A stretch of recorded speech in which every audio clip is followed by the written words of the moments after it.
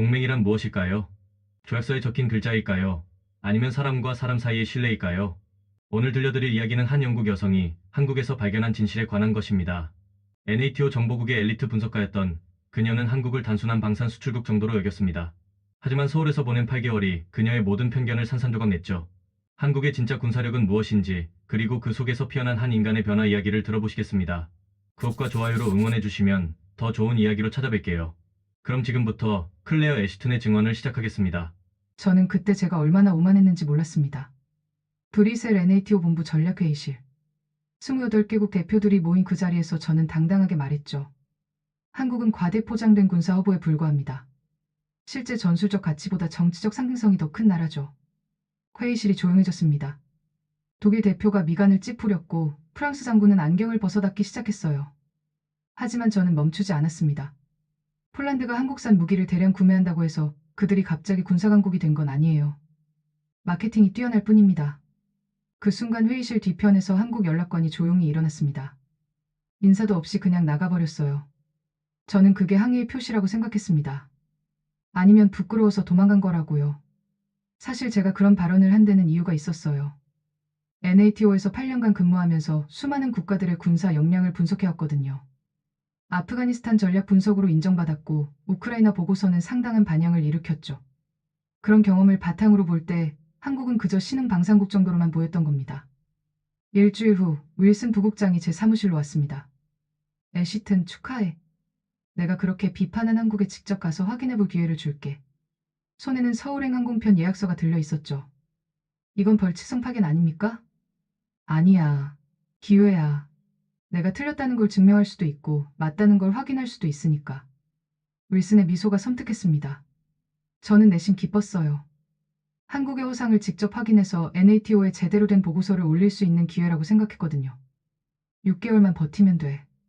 그들의 과장된 역량을 낱낱이 파헤쳐서 본부에 알려주자.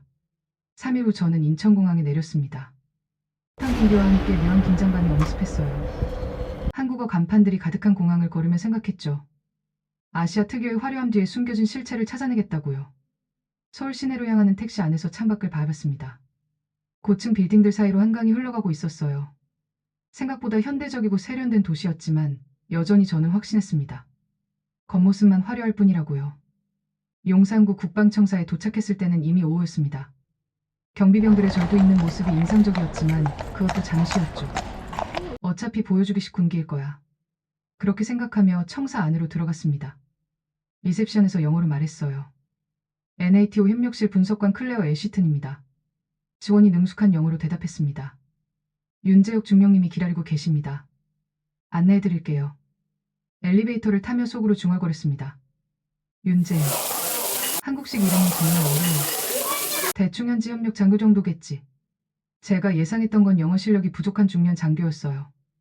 그래서 제가 주도권을 쥐고 빨리 업무를 정리할 생각이었죠. 하지만 곧 제가 얼마나 큰 실수를 하고 있었는지 깨닫게 될 줄은 몰랐습니다. 엘리베이터 문이 열리고 저희 고정관념도 함께 흔들리기 시작했거든요. 그 순간부터 제가 알고 있던 모든 것들이 의문부호로 바뀌기 시작했습니다. 엘리베이터 문이 열리자 예상과 완전히 다른 사람이 서 있었습니다. 키가 크고 단정한 정복 차림의 그는 완벽한 영국식 발음으로 말했습니다. 애쉬튼 분석관님 환영합니다. 윤재혁 중령입니다. 악수를 청하는 그의 손에 굳은 살이 보였죠. 단순한 사무직 장교는 아니라는 첫 신호였습니다. 윤 중령님 만나 뵙게 되어 반갑습니다. 저는 가벼운 인사로 넘어가려 했어요. 하지만 윤재혁은 제 예상과 달랐습니다. NATO 정보국에서 8년간 근무하셨고 아프가니스탄 전략 분석으로 유명하시죠. 특히 작년 우크라이나 보고서는 인상적이었습니다. 그가 제 경력을 정확히 알고 있다는 사실에 당황했어요. 어떻게 한국의 중령이 제 보고서까지 읽어봤을까요? 단순한 현지 협력 장교라는 제 예상이 빗나가고 있었습니다. 브리핑룸으로 향하며 복도를 걸었습니다. 벽면에 걸린 사진들이 눈에 들어왔어요. 한국전쟁 참전용사들, 베트남전 파병부대, 그리고 최근의 아프가니스탄 평화활동 모습까지. 생각보다 국제적 경험이 풍부한 군대라는 인상을 받았죠. 이쪽입니다. 윤재혁이 문을 열어줬습니다. 브리핑룸은 NATO 본부 못지않게 첨단 장비로 가득했어요. 대형 스크린 여러 개와 실시간 데이터 분석 시스템들이 눈에 띄었습니다. 먼저 간단한 오리엔테이션부터 시작하죠. 윤재혁이 리모컨을 들었습니다. 스크린에 한반도 지도가 떠올랐어요. 엘시튼 분석관님께서 NATO에서 발표하신 내용을 읽어봤는데 몇 가지 수정할 부분이 있을 것 같습니다. 저는 속으로 웃었어요. 현지 장교가 NATO 분석관에게 수정할 게 있다고? 재미있네. 한국의 방산 수출이 마케팅 중심이라고 평가하셨는데 실제로는 다릅니다. 크린이 바뀌며 폴란드 지도가 나타났죠. 폴란드와의 계약을 예로 들어보시죠. K 전차 180대, K9 자주포 672문, FA-50 경공격기 48대를 3년 내 납품하기로 했습니다. 네, 그 정도는 알고 있습니다. 제가 끼어들었어요. 그런데 중요한 건 납기입니다. 윤재혁의 목소리에 확신이 담겨 있었죠. 독일의 레오파드 2 전차는 주문 후 5년 대기. 프랑스 르클레르는 4년입니다. 하지만 K는 18개월 내인도 가능해요. 숫자가 구체적이어서 반박하기 어려웠습니다. 그렇다면 품질은 어떻습니까? 실전 데이터로 말씀드리죠. 크린의 새로운 자료가 나타났어요. 터키가 K9 자주포를 시리아 국경에서 실전 운용한 결과입니다. 명중률 95%, 고장률 2% 미만. 독일제 PLC 2000보다 우수한 성능이었죠. 데이터가 생각보다 정교했습니다. 저는 조금씩 당황스러워지기 시작했어요. 제가 준비해온 질문들이 갑자기 유치해 보였거든요. 그리고 이것은 KF-21 전투기 개발 현황입니다. 윤재혁이 마지막 슬라이드를 보여줬죠. 자체 개발 4.5세대 전투기로 내년부터 양산 예정입니다. 기술 종속 없는 독자적 플랫폼이에요. 브리핑이 끝나자 침묵이 흘렀습니다. 윤재혁은 차분하게 말했습니다. 질문 있으시면 언제든지 하세요. 앞으로 6개월간 함께 일할 테니까요. 그 순간 깨달았죠. 이 사람은 제가 생각했던 현지 협력 장교가 아니었습니다. 그리고 저의 한국에 대한 편견도 생각보다 뿌리 깊다는 것을요. 윤중령님은 어떤 경력을 가지고 계신가요? 제가 조심스럽게 물었어요. 특전사 출신이고 아프가니스탄에서 NATO 연합작전에 참여했습니다. 지금은 국방부 방산외교팀에서 일하고 있어요. 아프가니스탄 경험까지 있다니. 제가 완전히 잘못 판단했다는 걸 인정할 수밖에 없었습니다. 사무실을 나서며 윤재혁이 물었습니다. 저녁은 드셨나요? 근처에 괜찮은 한식당이 있는데. 아니요, 호텔에서 해결하겠습니다. 저는 서둘러 거절했어요. 아직 그와 개인적 시간을 보낼 준비가 안 되어 있었거든요. 하지만 그날 밤 호텔 침대에 누워서도 윤재혁의 브리핑이 머릿속을 맴돌았습니다. 그의 정확한 데이터, 침착한 태도, 그리고 완벽한 영어 실력까지. 내가 한국을 너무 얕봤나 싶은 생각이 들기 시작했어요. 특히 그가 보여준 자료들의 정확성이 놀라웠습니다. NATO에서조차 접하기 어려운 실전 데이터들을 가지고 있었거든요. 그것만으로도 한국군의 정보 수집 능력이 상당하다는 걸 알 수 있었죠. 그리고 무엇보다 윤재혁 개인에 대한 인상이 강렬했어요. 겸손하면서도 자신감 있고 정중하면서도 단호했죠. 제가 지금까지 만났던 어떤 장교들과도 달랐습니다. 다음날 아침 저는 일찍 사무실에 나왔습니다. 윤재혁이 제공한 자료들을 다시 분석해보고 싶었거든요. NATO 데이터베이스와 교차 검증해서 그의 주장을 반박할 근거를 찾으려 했죠. 하지만 결과는 예상과 달랐습니다. 이상해. 컴퓨터 화면을 보며 중얼거렸어요. 한국 방산 수출 데이터를 보니 2019년 75억 달러에서 2022년 170억 달러로 급증했더군요. 단순한 마케팅으로는 설명하기 어려운 성강세였습니다. 더 자세히 파들어갔어요. 폴란드뿐만 아니라 노르웨이, 호주, 이집트까지 한국산 무기를 도입하고 있었죠. 그것도 기존 서방제 무기를 대체하면서요. 왜지? 의문이 커졌습니다. 문득 윤재혁이 어제 언급했던 납기 이야기가 떠올랐어요. 혹시 그게 핵심일까 싶어서 유럽 각국의 무기 도입 과정을 조사해봤습니다.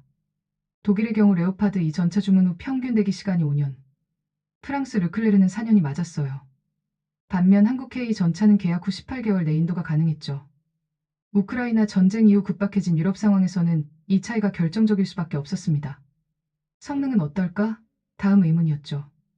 터키가 K9 자주포를 실전에서 사용한 데이터를 찾아봤어요.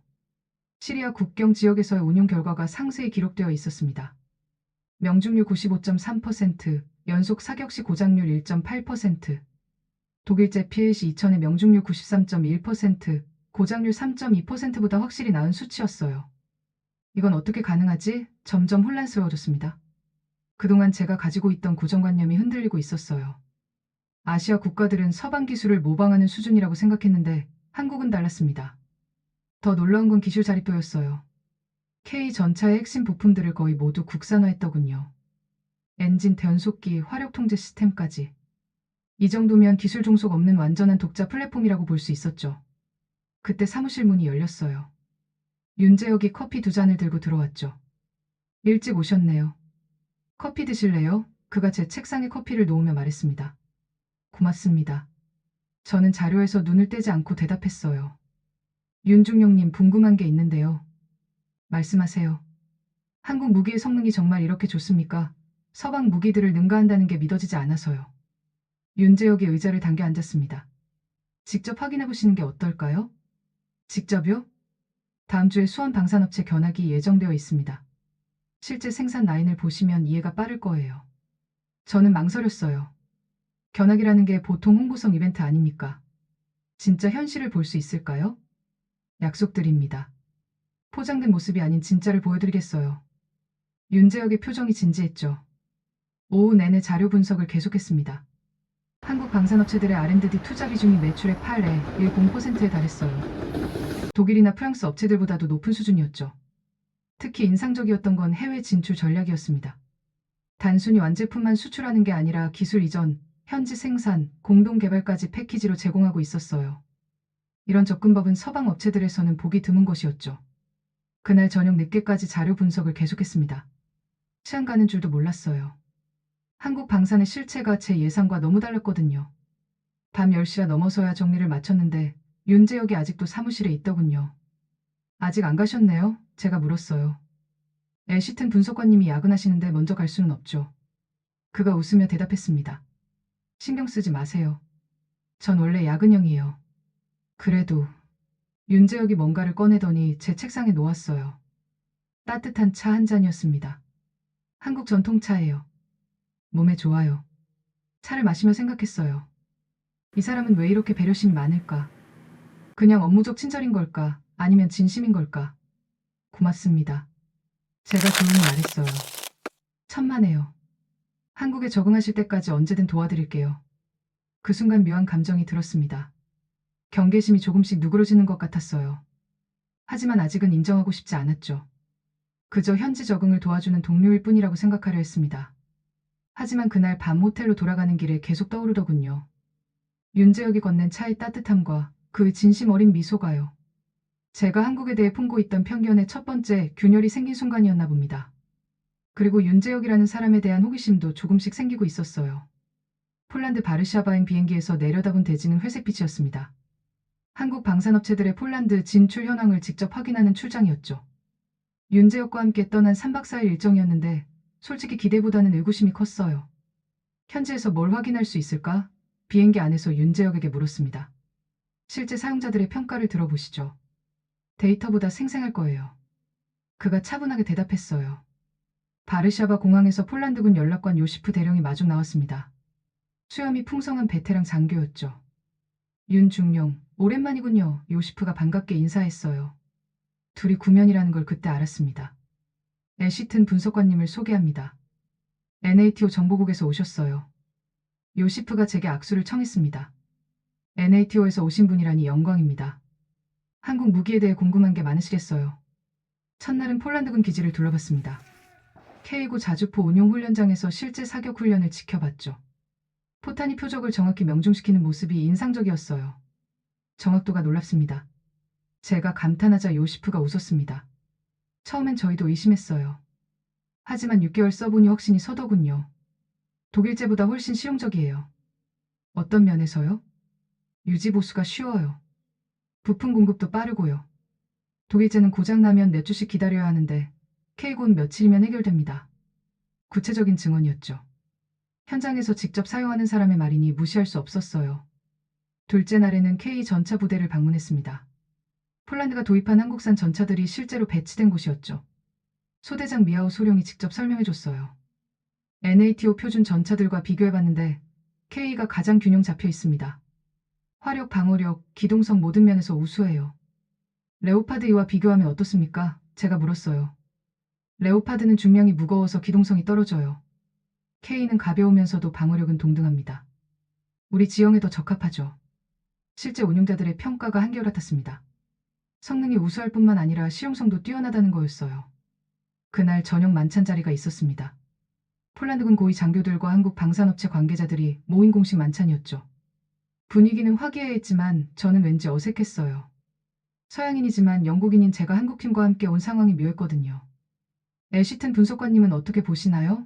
폴란드 국방부 차관이 갑자기 질문했어요. 순간 당황했습니다. 아직 분석 중입니다만 솔직한 의견을 들려주세요.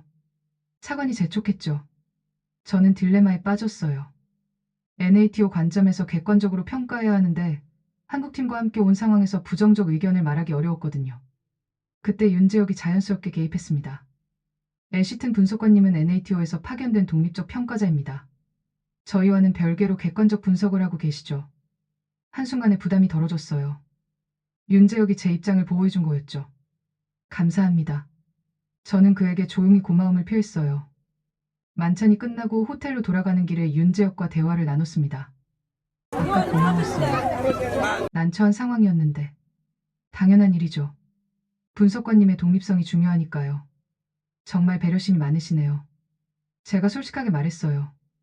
그런가요? 윤재혁이 웃었습니다.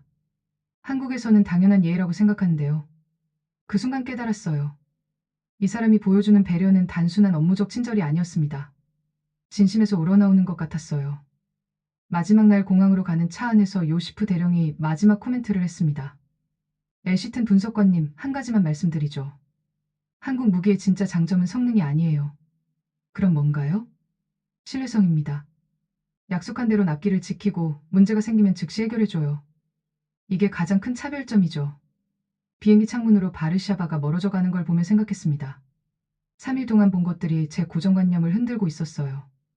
한국 무기가 단순히 저렴해서 팔리는 게 아니라 진짜 경쟁력이 있어서 선택받고 있다는 걸 확인했거든요. 특히 윤재혁에 대한 인식이 바뀌고 있었죠. 처음엔 단순한 현지 협력 장교로 생각했는데 이제는 믿을 수 있는 동료 같았습니다. 그의 전문성과 인격 모두 인상적이었어요. 서울로 돌아가는 비행기 안에서 처음으로 마음속으로 인정했어요. 아마도 제가 틀렸을지도 모른다고요. 그리고 그것을 받아들일 준비가 되고 있다는 것도요. 서울에 돌아온 지 일주일 후 윤재혁이 특별한 제안을 했습니다. 한국에 정착한 외국인들을 인터뷰해보시는 게 어떨까요?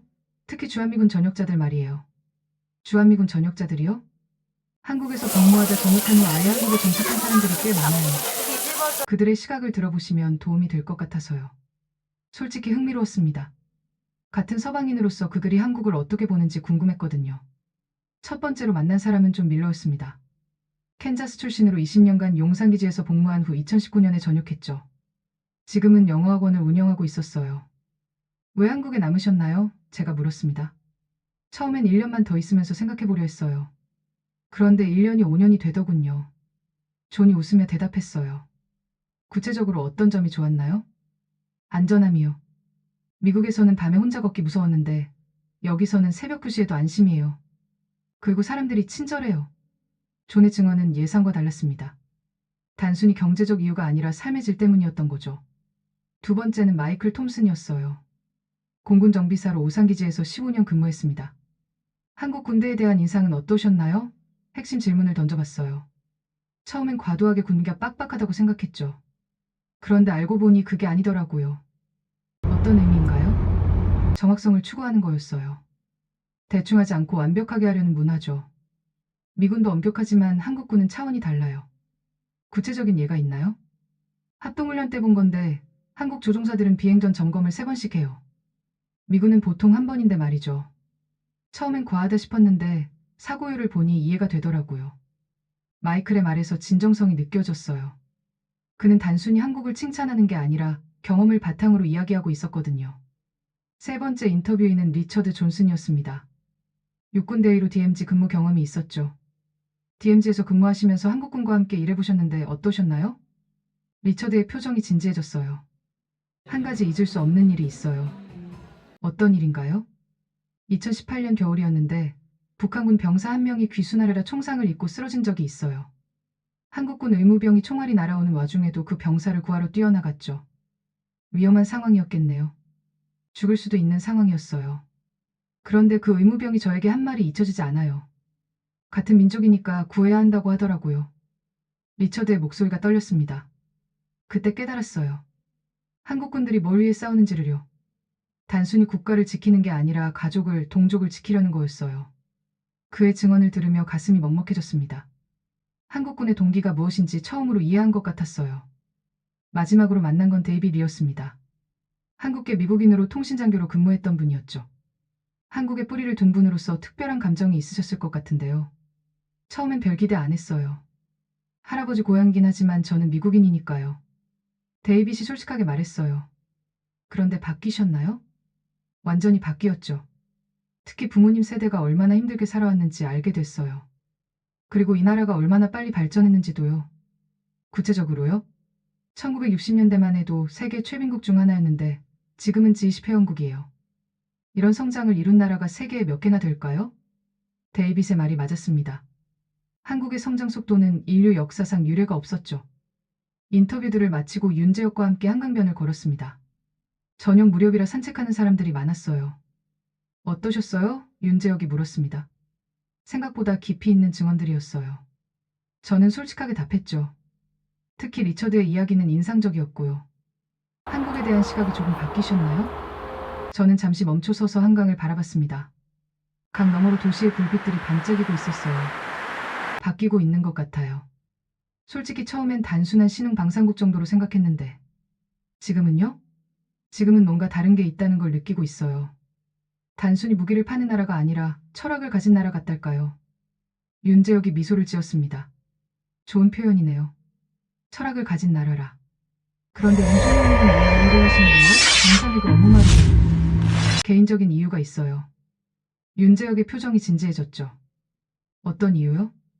제가 아프가니스탄에서 복무할 때 만난 동료들 때문이에요. 한국군이 파견된 이유를 이해하지 못하는 현지인들이 많았거든요. 그래서요? 그때 깨달았죠. 우리가 왜 여기 있는지, 무엇을 지키려는지 제대로 설명할 수 있어야 한다고요. 그래서 방산외교팀에 지원했어요. 윤재혁의 진심이 느껴졌습니다. 그는 단순히 무기를 수출하는 일이 아니라 한국의 가치를 전달하는 일을 하고 있었던 거예요. 그날 밤 호텔로 돌아가면서 생각했습니다. 오늘 만난 사람들의 증언이 모두 한 방향을 가리키고 있었어요. 이 나라는 나를 지켜줬다. 그 말이 계속 머릿속을 맴돌았습니다. 과연 나도 그런 말을 할 수 있을까 하면서요. 그리고 어쩌면 이미 그런 느낌을 받기 시작하고 있는 건 아닐까 싶었어요. 다음 주 윤재혁이 저를 대전 국방과학연구소로 안내했습니다. ADD라고 불러요. 한국 방산기술의 핵심이 여기 있습니다. 차 안에서 윤재혁이 설명했죠. 민감한 시설 아닌가요? 외국인이 들어가도 되나요? NATO 협력관이시니까 괜찮아요. 물론 일부 제한구역은 있지만요. 연구소에 도착하니 생각보다 규모가 컸습니다. 여러 건물들이 넓은 부지에 펼쳐져 있었어요. 첫 번째로 방문한 곳은 추진체 연구실이었습니다. 로켓 엔진과 미사일 추진체를 개발하는 곳이었죠. 이건 현무-3 순항 미사일 엔진입니다. 연구원이 설명해줬어요. 사거리 1500km, 정확구 CEP 1m 이하죠. CEP 1m요? 저는 놀랐습니다. 원형 오차 확률 1m는 세계 최고 수준이었거든요. 실제로는 더 정확해요. 하지만 공식 발표는 1m로 하고 있습니다. 수치가 인상적이었어요. 미군의 토마호크 미사일보다도 정확했죠. 다음은 전차 엔진 개발실이었습니다. K 전차에 들어가는 1500마력 엔진을 직접 볼 수 있었어요. 독일 MTU 엔진을 기반으로 개발했지만 이제는 독자 기술로 생산하고 있습니다. 엔지니어가 자랑스럽게 말했어요. 수입 부품 의존도는 어느 정도인가요? 90% 이상 국산화했습니다. 핵심 부품들은 모두 자체 제작이에요. 기술 자립도가 예상보다 높았습니다. 이 정도면 기술 종속 없는 완전한 독자 플랫폼이라고 할 수 있었죠. 가장 인상적이었던 건 KF-21 전투기 개발실이었어요. 실물 크기 모형이 전시되어 있었죠. 자체 개발 탑재 모두가 전투기입니다. 개발팀장이 브리핑을 시작했어요. F-16보다 한 세대 앞선 기술이에요. F-35와 비교하면 어떤가요? 제가 물었습니다. 스텔스 성능은 F-35가 우수하지만 기동성과 무장 탑재량은 KF-21이 더 나아요. 그리고 가격은 절반 수준이죠. 구체적인 비교 자료를 보여주더군요. 추력 대비 중량비, 선회율, 가속 성능 등에서 KF-21이 우수했어요. 해외 수출 계획은 있나요? 여러 국가에서 관심을 보이고 있어요. 특히 동남아시아와 중동 지역에서요. 점심시간에 윤재혁과 함께 연구소 식당에서 식사했습니다. 어떻게 보셨어요? 윤재혁이 물었어요.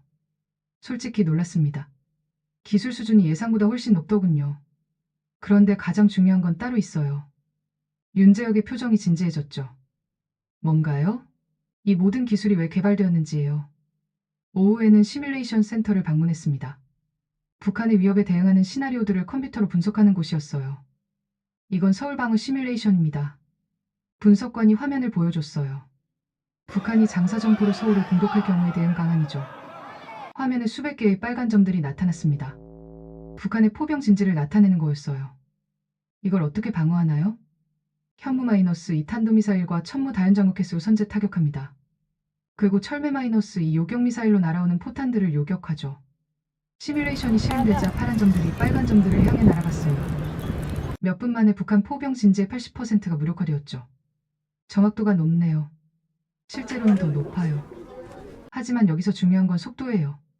첫 포격 후 15분 내에 반격이 시작되어야 피해를 최소화할 수 있거든요. 그 순간 깨달았습니다. 한국의 무기 개발이 단순한 수출을 위한 게 아니라는 거요. 생존을 위한 절박함에서 나온 기술들이었던 거예요. 연구소를 나서며 윤재혁에게 물었어요. 아까 가장 중요한 게 따로 있다고 하셨는데 뭘 말씀하신 건가요? 윤재혁이 차를 세우고 저를 바라봤습니다. 한국의 수출을 위해 무기를 만드는 게 아니에요. 그럼요? 지켜야 할 것이 있어서 만드는 거예요.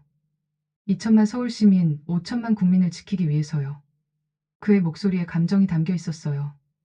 그리고 그 과정에서 개발된 기술들이 다른 나라에도 도움이 되는 거죠.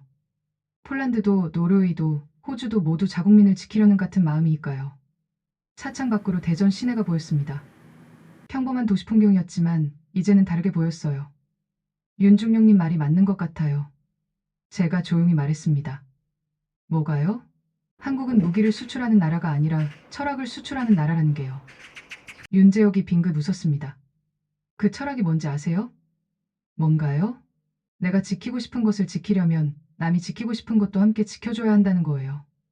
그 말을 들으며 가슴이 먹먹해졌습니다. 처음으로 한국이 추구하는 가치를 이해한 것 같았어요. 그리고 윤재혁이라는 사람도 그 철학대로 살아가는 사람이라는 걸 깨달았죠. 제가 한국에 적응할 수 있도록 도와주는 것도 NATO와의 협력을 위해 노력하는 것도 모두 같은 맥락이었던 거예요. 서울로 돌아가는 길에 처음으로 인정했습니다. 제가 한국에 대해 완전히 틀렸다는 거요. 그리고 그것을 깨닫게 해준 윤재혁에게 고마움을 느꼈다는 것도요. 하지만 그보다 더 중요한 건 제 마음속에 그에 대한 특별한 감정이 생기고 있다는 사실이었습니다. NATO에 제출할 최종 보고서 마감이 일주일 앞으로 다가왔습니다. 사무실에 앉아 지난 2달간의 자료들을 정리하며 고민에 빠졌어요. 처음 한국에 왔을 때의 편견과 지금 제가 확인한 현실 사이의 간극이 너무 컸거든요. 어떻게 써야 하지? 빈 문서를 보며 중얼거렸습니다. 솔직하게 쓰자니 제 기존 입장을 완전히 뒤집는 내용이 될 것 같았어요. 그렇다고 원래 생각을 고수하자니 양심이 허락하지 않았죠. 윤재혁이 커피를 가져다 주며 물었습니다.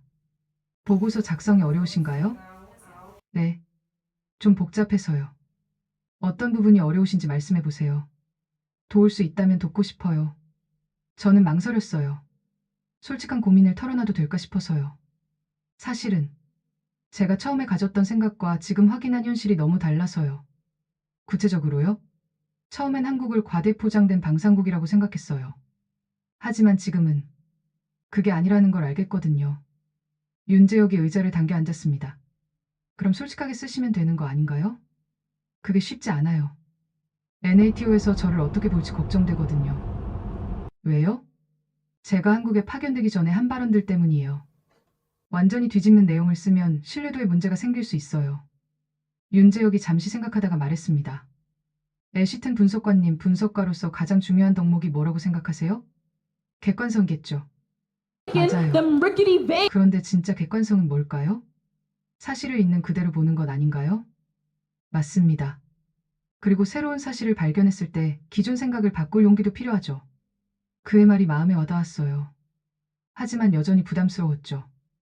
며칠 후 윤재혁이 특별한 제안을 했습니다. 브리셀 본부와 화상 브리핑을 해보시는 게 어떨까요? 문서로만 전달하는 것보다 직접 설명하시는 게 나을 것 같아서요. 화상 브리핑이요? 네, 제가 세팅해드릴게요. NATO 아시아 태평양 담당팀과 연결해서요. 사실 화상 브리핑이 더 부담스러웠어요. 문서는 다듬을 수 있지만 실시간 대화는 그럴 수 없으니까요. 하지만 윤재혁의 제안을 받아들였습니다. 어차피 피할 수 없는 일이었거든요. 브리핑 전날 밤 저는 거의 잠을 못 잤어요. 발표 자료를 몇 번이고 다시 보며 연습했죠.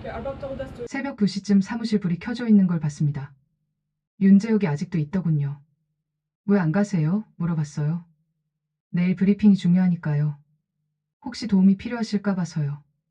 고마워요. 하지만 제가 해야 할 일이니까 괜찮아요. 그래도 윤재혁이 제 옆 의자에 앉았습니다. 연습해보시는 건 어때요? 제가 청중 역할을 해드릴게요. 처음엔 거절하려 했지만 혼자서는 한계가 있을 것 같았어요. 결국 윤재혁 앞에서 발표 연습을 했죠. 한국의 방송 영향을 평가하기 위해 2개월간 현지 조사를 실시했습니다. 시작했는데 The 목소리가 Mercury 떨렸어요. bands. 너무 긴장하지 마세요. 천천히 하시면 돼요. 윤재혁이 격려해줬죠. 몇 번 연습하다 보니 조금씩 자신감이 생겼습니다. 특히 윤재혁이 예상 질문들을 던져줘서 대답을 준비할 수 있었어요. 마지막 슬라이드가 가장 중요해요. 윤재혁이 말했습니다. 결론 부분에서 확신을 갖고 말씀하세요. 연습을 마치고 윤재혁이 물었어요. 떨리시나요? 많이요. 사실 무서워요. 왜요? 제가 틀렸다는 걸 인정하는 게 쉽지 않아서요. 윤재혁이 제 손을 잡았습니다. 틀렸다는 게 아니라 배웠다는 거예요. 그리고 배운 걸 나누는 거고요. 그의 따뜻한 손에서 용기가 전해지는 것 같았어요. 다음날 오후 3시 드디어 화상 브리핑이 시작됐습니다. 브리셀 본부에서 윌슨 부국장과 아시아 담당팀 5명이 접속했어요. 애시튼 분석관 한국 파견 결과를 들려주게. 윌슨이 말했습니다. 저는 심호흡을 하고 시작했어요. 지난 2개월간 한국의 방산 역량을 종합적으로 분석한 결과를 보고드리겠습니다. 첫 번째 슬라이드부터 차근차근 설명했죠. 한국 방산의 성장 과정, 기술 수준, 해외 진출 현황까지. 중간중간 질문들이 나왔지만 준비했던 덕분에 잘 대답할 수 있었어요. 마지막 결론 슬라이드에서 저는 깊이 숨을 들이마셨습니다. 결론적으로 한국은 전술을 수출하는 나라가 아닙니다. 제가 분명하게 말했어요. 철학을 수출하는 나라입니다. 철학이라고? 윌슨이 반문했습니다. 네, 자국민을 지키려는 철학, 동맹국과 함께 평화를 만들어가려는 철학을 수출하고 있습니다. 단순한 무기거래가 아니라 가치의 공유입니다. 화면 너머 참석자들의 표정이 진지해졌어요. 그래서 폴란드를 비롯한 유럽 국가들이 한국 무기를 선택하는 겁니다. 성능과 가격뿐만 아니라 그 뒤에 있는 철학에 공감하기 때문이죠. 브리핑이 끝나고 윌슨이 말했습니다. 애시튼 처음 브리셀에서 했던 발언과는 완전히 다른 내용이네. 순간 심장이 멈출 것 같았어요. 하지만 이미 말해버린 이상 후퇴할 수 없었죠. 네, 맞습니다. 현지에서 확인한 사실들이 제 기존 판단을 완전히 바꿔놓았습니다. 그렇다면 내 분석을 믿어야겠군. 좋은 보고였어. 화상 연결이 끊어진 후 저는 의자에 푹 주저앉았어요. 긴장이 풀리면서 온몸에 힘이 빠졌죠. 윤재혁이 박수를 쳤습니다. 훌륭했어요. 정말 멋진 브리핑이었어요. 고마워요. 윤중령님 도움 없었으면 못했을 거예요. 그날 저녁 윤재혁과 함께 한강변을 걸으며 이야기를 나눴습니다. 오늘 정말 용기 있는 발표였어요. 윤재혁이 말했죠. 용기라기보다는 양심이었어요. 제가 본 걸 그대로 말하고 싶었거든요. 그게 진짜 용기죠. 한강에 석양이 지고 있었어요. 아름다운 풍경이었지만 더 아름다운 건 제 마음이 한결 가벼워졌다는 것이었습니다. 처음으로 윤재혁에게 진심을 털어놨어요. 사실 한국에 오기 전에는 아시아를 우습게 봤던 것 같아요. 지금은요? 지금은 제가 얼마나 편견에 사로잡혀 있었는지 부끄러워요. 윤재혁이 제 어깨에 손을 올렸습니다. 중요한 건 깨달았다는 것이죠. 그리고 그걸 인정할 용기를 냈다는 것도요. 그 순간 저는 확신했습니다. 윤재혁은 단순한 동료가 아니라 특별한 사람이라는 거요. 브리셀에서 연락이 왔습니다. 애시튼 분석관 축하해. 한국 주재 NATO 고문으로 재부임이 결정됐어. 윌슨 부국장의 목소리가 전화기 너머로 들려왔어요. 재부임이요? 내 보고서가 상당한 반향을 일으켰거든. 본부에서 한국과의 협력 강화를 결정했고 내가 그 업무를 맡게 됐어. 예상치 못한 소식이었습니다.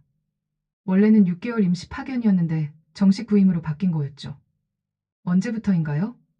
다음 달부터 2년 계약이야. 물론 내가 원한다면 말이지. 망설여질 이유가 없었어요. 감사합니다. 기꺼이 하겠습니다. 전화를 끊고 나서 윤재혁에게 소식을 전했습니다. 재부임이 결정됐어요. 축하드려요. 윤재혁의 얼굴에 환한 미소가 번졌죠. 2년이면 꽤 긴 시간이네요. 네, 한국과 더 깊이 있는 관계를 만들어보고 싶어요. 그날 저녁 윤재혁이 축하 만찬을 제안했습니다. 특별한 곳으로 안내해드릴게요. 그가 데려간 곳은 엔서울타워였습니다. 남산에서 내려다본 서울 야경은 정말 장관이었어요. 와, 정말 아름답네요. 제가 감탄했습니다.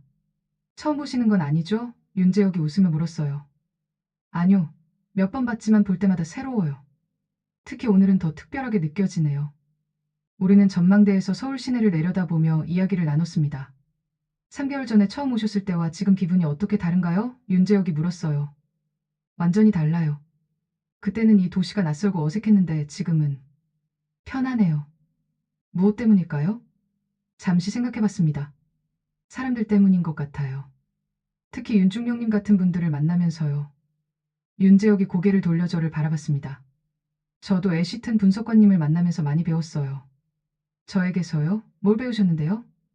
다른 시각으로 한국을 보는 법이요. 외국인의 눈에 우리가 어떻게 보이는지 알게 됐어요. 우리는 전망 카페에 앉아 커피를 마시며 계속 이야기했습니다. 솔직히 Them 말씀드리면 rickety vans. 제가 조심스럽게 말을 꺼냈어요. 처음엔 이 도시가 저를 시험하는 줄 알았어요. 시험이요? 네, 제 편견을 확인시켜 줄지 아니면 깨뜨려 놓을지 시험하는 것 같았거든요. 그런데 지금은요? 지금은 제가 이곳에 감동받았다는 걸 알겠어요. 제가 솔직하게 말했습니다. 윤재혁의 표정이 부드러워졌어요. 어떤 부분에서요? 여러 부분에서요.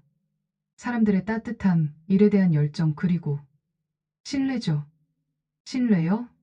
네, 제가 편견을 가지고 있었는데도 끝까지 참고 도와주셨잖아요. 그런 신뢰가 감동적이었어요.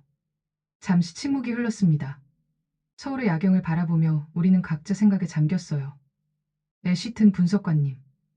윤재혁이 먼저 말을 꺼냈습니다. 네. 앞으로 2년 동안 함께 일하게 되는데 개인적으로도 친해지면 좋겠어요. 저도 그러고 싶어요. 제가 대답했습니다. 그때 윤재혁이 조금 주저하다가 말했어요. 사실 제게는 개인적인 이야기가 있어요. 어떤 이야기요? 3년 전에 아내를 잃었어요. 교통사고로요. 갑작스러운 고백에 저는 할 말을 잃었습니다. 그 이후로 누군가와 개인적인 관계를 만드는 게 어려웠어요. 감정적으로 문을 닫고 살았죠. 힘드셨겠어요. 네, 많이 힘들었어요.